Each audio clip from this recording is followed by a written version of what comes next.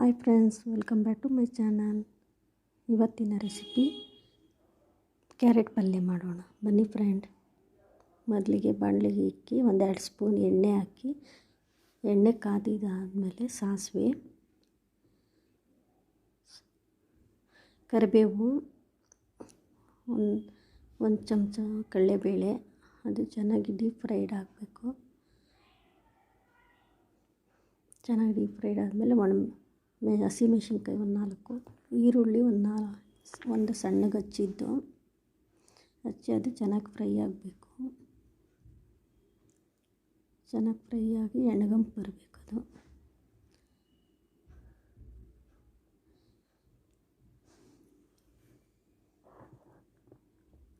ಎಣ್ಣೆಗಂಪು ಆದಮೇಲೆ ಚೆನ್ನಾಗಿ ಅದು ಫ್ರೈ ಆಗಬೇಕು.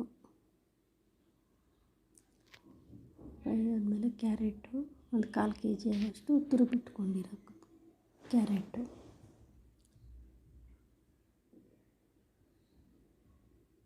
ಚೆನ್ನಾಗಿ ಮಿಕ್ಸ್ ಮಾಡಬೇಕದು.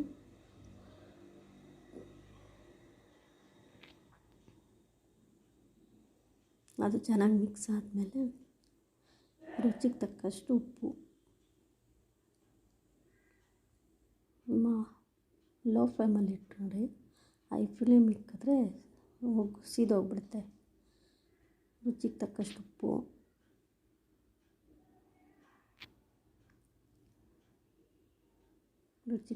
ಉಪ್ಪು, ಅದು ಚೆನ್ನಾಗಿ ಮಿಕ್ಸ್ ಆಗಿ ಕಮ್ಮಿ ಉರಿಯಲ್ಲಿ ಒಂದು 5 to 6 ನಿಮಿಷ ಚೆನ್ನಾಗಿ ಬೇಯಬೇಕದು. ಚೆನ್ನಾಗಿ ಮಿಕ್ಸ್ ಮಾಡಿ ಇವಾಗ ಒಂದು 5 ನಿಮಿಷ ಲೋ ಫ್ಲೇಮಲ್ಲಿ ತಟ್ಟೆ ಮುಚ್ಚಿಬಿಟ್ಟು ಆಗಿದೆ. ಈಗ ಲಾಸ್ಟ್ ಇಂಗ್ರೀಡಿಯೆಂಟ್ಸು ಮಸಾಲೆ ಪುಡಿ, ಅಂದರೆ ಧನಿಯಾ ಪುಡಿ ಚಮಚ ಆಗಿದೆ ಫ್ರೆಂಡ್. ಈಗ 5 ನಿಮಿಷದಲ್ಲಿ ಕ್ಯಾರೆಟ್ ಪಲ್ಯ ರೆಡಿ ಆಗಿದೆ. ಈಗ ಸರ್ವ್ ಮಾಡೋಣ ಫ್ರೆಂಡ್.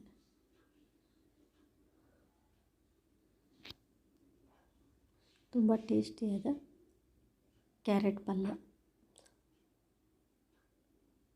ಈ ವಿಡಿಯೋ ಇಷ್ಟ ಆದರೆ ಲೈಕ್ ಮಾಡಿ, ಶೇರ್ ಮಾಡಿ, ಕಮೆಂಟ್ ಮಾಡಿ ಫ್ರೆಂಡ್ಸ್. ಸಬ್ಸ್ಕ್ರೈಬ್ ಮಾಡ್ಕೊಳ್ಳಿ, ಹೊಸಬರು ಸಬ್ಸ್ಕ್ರೈಬ್ ಮಾಡ್ಕೊಳ್ಳಿ ಫ್ರೆಂಡ್.